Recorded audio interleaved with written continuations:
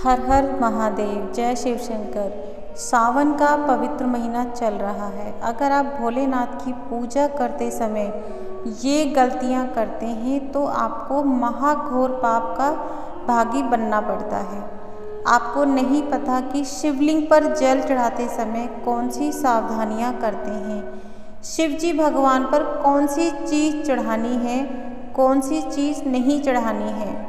जाने अनजाने में हम इन चीज़ों को डेली चढ़ाते हैं, जिससे हमें फल की प्राप्ति नहीं होती, जिससे हमारी इच्छाएं पूरी नहीं होती, जिससे हमें ना तो मनचाही जॉब मिलती है, ना ही घर में सुख शांति होती है।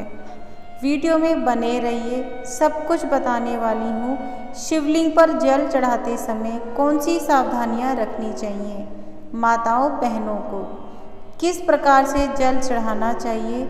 आप भूल कर भी ये गलतियां कभी ना करें, वरना आपकी गृहस्थी खराब हो जाएगी, भाग्य दुर्भाग्य में बदल जाएगा।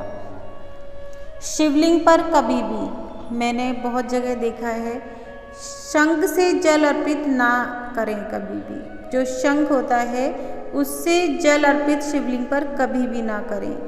शिवलिंग पर कभी भी आपको केवड़े और केतकी का फूल अर्पित नहीं करना।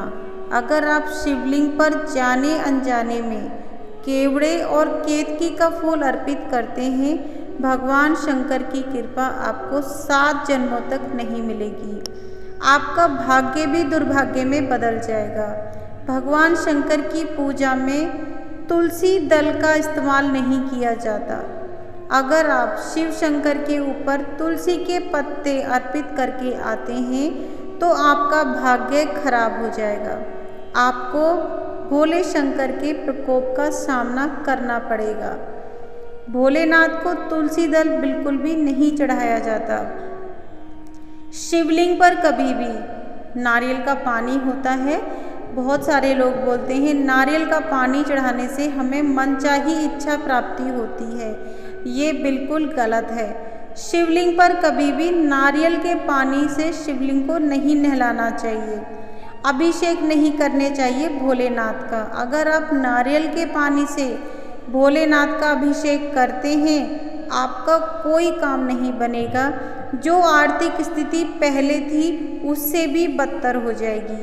आप दाने दाने को मोहताज हो जाओगे, आपकी नौकरी चली जाएगी, व्यापार बंद हो जाएगा। तो इन चीज़ों की आपको सावधानी रखनी है।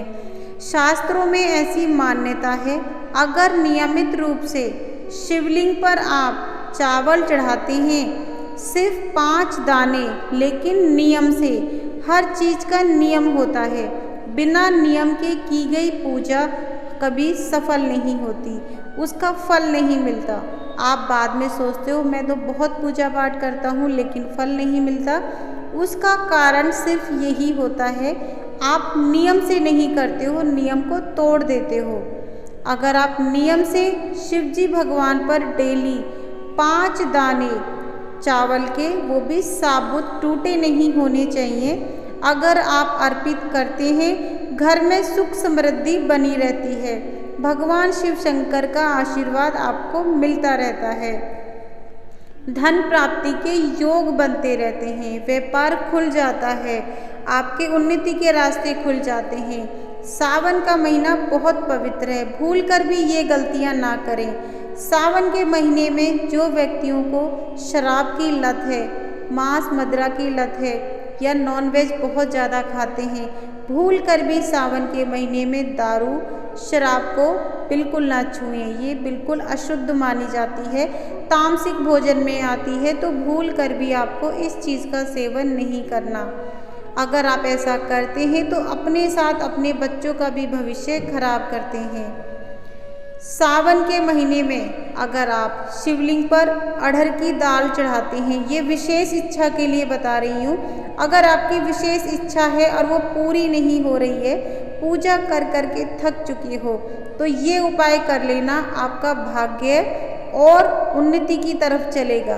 भाग्य उदय होगा, व्यापार भी चलेगा, सुख शांति भी होगी, घर में मंगल कार्य भी होंगे, जितनी भी घर में नेगेटिविटी थी सब खत्म हो जाएगी। शिवलिंग पर पीली अड़हर की दाल चढ़ानी है आपको सोमवार के दिन या पूरे सावन के सोमवार चढ़ा सकते हैं।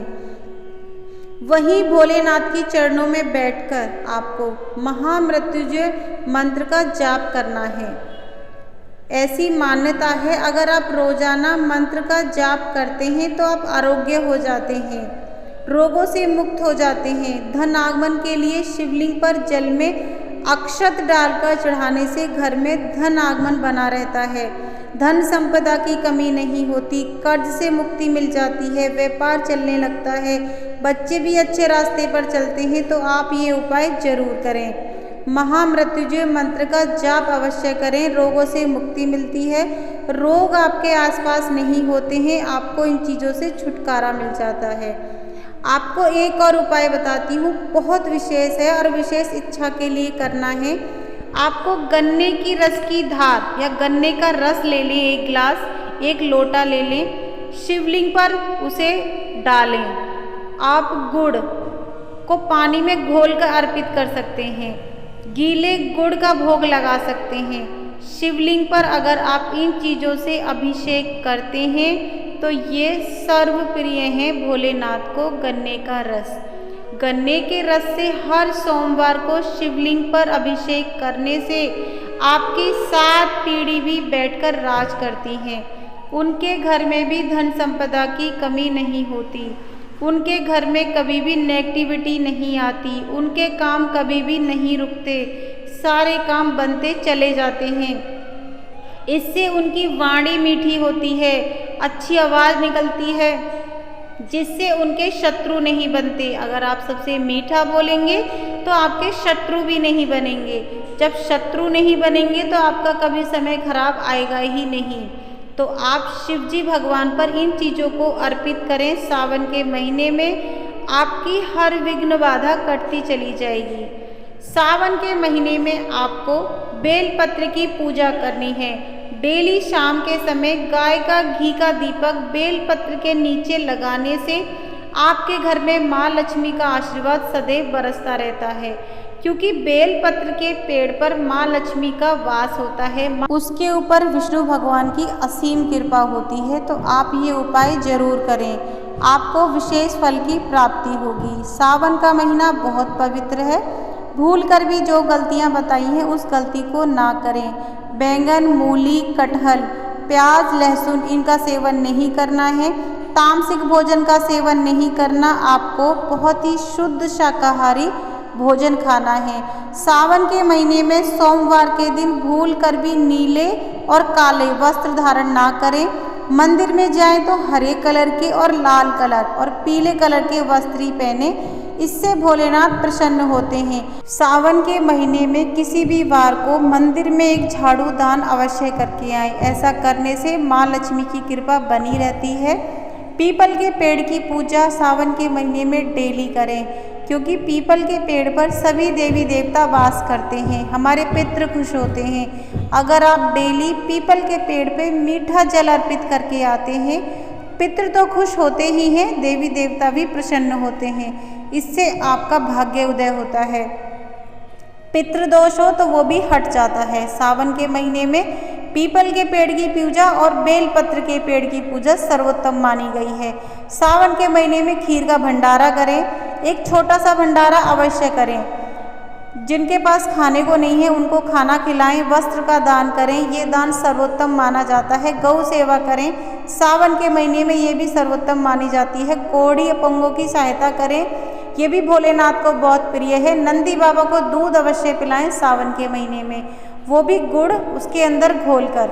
मंदिर में जो नंदी बाबा होते हैं, हर सोमवार को कटोरी में दूध उसके अंदर गुड़ घोलकर नंदी बाबा का भोग लगा के आएँ। जो भी इच्छा है उनके कान में बोल के आएँ। अगर आप ऐसा करती हैं, इच्छा आपकी अगले सोमवार के आने से पहले ही पूरी जरूर होती है। शास्त्रों में कहा जाता है, हमारी विशेष इच्छा के लिए जो हमारे पहुंचाने का जरिया है वो है नंदी बाबा। सबसे पहले नंदी बाबा को भोग लगाइए, उसके बाद उनके कान में अपनी इच्छा को बोलिए। अगर आप ऐसा करती हैं तो इच्छा 101% पूरी होती है। भोले बाबा तक हमारी इच्छा अवश्य पूरी होती है और वो हमारी इच्छा को जरूर पूरा करते हैं। ऐसा करने से हमारा भाग्य का उदय होता है, हमारे घर में मंगल कार्य होते हैं, वास्तु दोष खत्म होता है, पितृदोष की समाप्ति होती है। इन चीज़ों का पालन करें और इन चीज़ों को भूल कर भी ना चढ़ाएं। मिलती हूँ कल नई वीडियो के साथ, तब तक के लिए राधे।